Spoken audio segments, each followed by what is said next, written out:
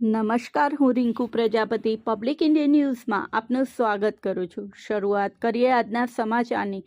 તલવાર ચપ્પુથી હુમલો કરનાર 8 આરોપીઓની ધરપકડ। પોલીસે ઘટનાનું કન્સ્ટ્રક્શન કર્યું। બોરસદમાં ઉત્તરાયણના દિવસે એક પતંગ પકડવાની બાબતે થયેલી તકરારે હિંસક સ્વરૂપ ધારણ કર્યું હતું। પામોલ રોડ પર આવેલ 400 મકાન વિસ્તારમાં રહેતા 44 વર્ષીય પ્રદીપભાઈ સોલંકી જ્યારે કપાયેલો પતંગ પકડવા ગયા ત્યારે નારાયણનગરના 3 શખ્સોએ તેમની સાથે ઝઘડો કર્યો હતો।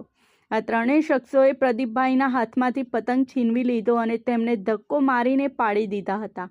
વધુમાં અજીતસિંહ ઉર્ફે લખને પ્રદીપભાઈના સાથળ પર ચપ્પાનો ઘા માર્યો હતો। આ દરમિયાન બૂમાબૂમ સાંભળીને આરોપીઓના 5 અન્ય સાથીઓ તલવારો અને લાકડાના દંડા સાથે ઘટના સ્થળે પહોંચ્યા હતા।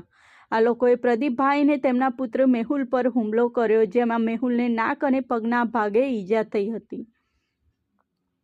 બોરસદ સિટી પોલીસે પ્રદીપભાઈની ફરિયાદના આધારે તાત્કાલિક કાર્યવાહી કરતા અજીતસિંહ ઉર્ફે લખન, હરભજનસિંહ, સુંદરસિંહ, રવિન્દ્રસિંહ, સોનરસિંહ, કબીરસિંહ, મંગલસિંહ અને હર્ષ સરદાર સહિત 8 આરોપીઓની ધરપકડ કરી હતી।